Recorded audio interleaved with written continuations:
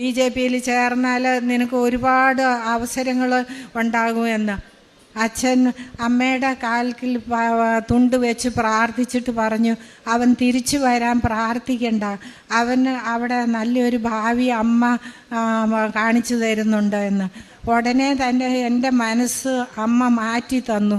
BJPയോടുള്ള എല്ലാ വെറുപ്പും അറപ്പും ദേഷ്യവും എല്ലാം അമ്മ ഓൺ ദ സ്പോട്ട് മാറ്റി എനിക്ക് വേറെ ഒരു ഹൃദയം തന്നു.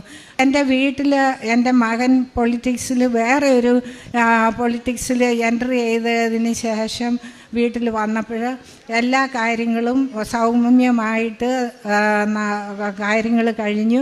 പിന്നെ എൻ്റെ മൂത്ത മകൻ രാഷ്ട്രീയത്തിൽ ജോയിൻ ചെയ്യണമെന്ന് അവൻ്റെ വലിയ സ്വപ്നമായിരുന്നു.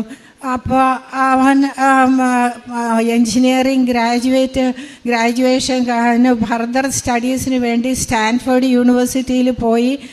അവിടെ അവൻ പഠിച്ച് പഠിത്തമെല്ലാം കഴിഞ്ഞപ്പോൾ അവൻ അവിടെ നല്ല ജോലിയൊക്കെ കിട്ടിയതാണ്.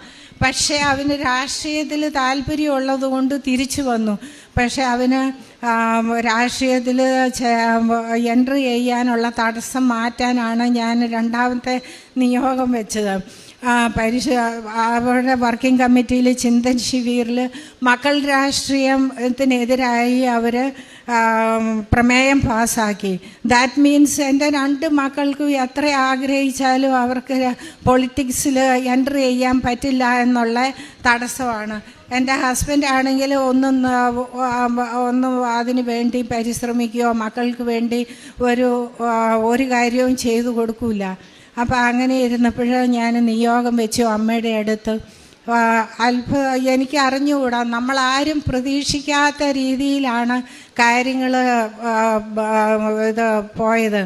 പെട്ടെന്ന് ഒരു BBC കോൺട്രവേഴ്സി വരികയും അത് ഭയങ്കരമായിട്ടങ്ങ് ഒത്തിരി സോഷ്യൽ മീഡിയ വഴി നമ്മളെല്ലാം ഒരുപാട് പ്രശ്നങ്ങളൊക്കെ ആയി.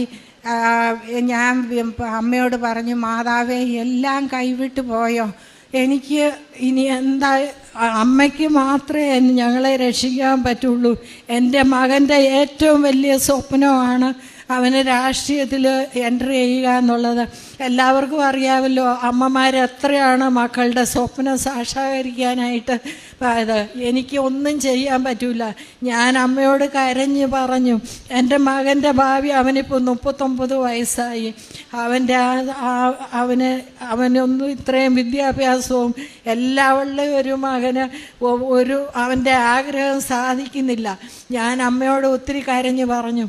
ഞാൻ സങ്കടപ്പെട്ട് ഇവിടെ അപ്പോഴവൻ എന്നെ വിളിച്ചേച്ച് പറഞ്ഞു, അമ്മ എന്നെ PMOന്ന് വിളിച്ചിട്ടുണ്ട്, അവരെന്നോട് BJPയിൽ ചേരാനായിട്ടാണ് പറഞ്ഞത്. BJPയിൽ ചേർന്നാൽ നിനക്ക് ഒരുപാട് അവസരങ്ങൾ ഉണ്ടാകുമെന്ന്. അപ്പം നമ്മൾ വിശ്വസിക്കുന്നത് കോൺഗ്രസ് പാർട്ടിയിലാണ്, നമ്മൾ ജീവിച്ചതും ആ പാർട്ടിയിലാണ്. അങ്ങനെ BJPയിലേക്ക് പോകുന്ന കാര്യം ആലോചിക്കാൻ പോലും വയ്യ. ഞാനിവിടെ വന്ന് അമ്മയോട് ആലോചന ചോദിക്കാനായിട്ട് ഇവിടെ വന്ന് ബഹുമാനപ്പെട്ട ജോസഫ് അച്ഛൻ്റെ അടുത്ത് തുണ്ട് കൊടുത്തു. അച്ഛൻ അമ്മയുടെ കാൽക്കിൽ തുണ്ട് വെച്ച് പ്രാർത്ഥിച്ചിട്ട് പറഞ്ഞു, അവൻ തിരിച്ചു വരാൻ പ്രാർത്ഥിക്കണ്ട, അവന് അവിടെ നല്ലൊരു ഭാവി അമ്മ കാണിച്ചു തരുന്നുണ്ട് എന്ന്. ഉടനെ തന്നെ എൻ്റെ മനസ്സ് അമ്മ മാറ്റി തന്നു. BJPയോടുള്ള എല്ലാ വെറുപ്പും അറപ്പും ദേഷ്യവും എല്ലാം അമ്മ ഓൺ ദ സ്പോട്ട് മാറ്റി എനിക്ക് വേറെ ഒരു ഹൃദയം തന്നു.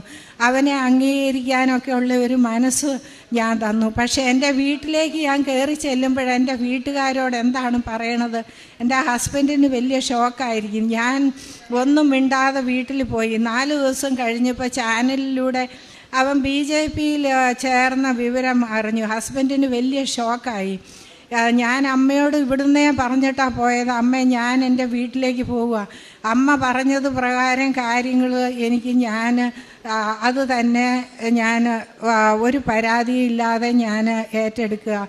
അമ്മ എൻ്റെ വീട്ടിലെ ക്രമസമാധാന നിലയും കൂടി കൈകാര്യം ചെയ്തേക്കണമെന്ന്. എൻ്റെ ഹസ്ബൻഡ് വലിയ ഷോക്കായിരുന്നു അത്. എങ്കിലും വളരെ സൗമ്യതയോടെ തന്നെ അദ്ദേഹം ആ സിറ്റുവേഷൻ തരണം ചെയ്തു. എൻ്റെ മകൻ വീട്ടിലോട്ട് അതിന് ശേഷം വരുമ്പോൾ വല്ല പൊട്ടിത്തെറിയ ഉണ്ടാകുമോ എന്നുള്ളതൊക്കെ ഓർത്ത് എനിക്ക് വലിയ ഭയമായിരുന്നു.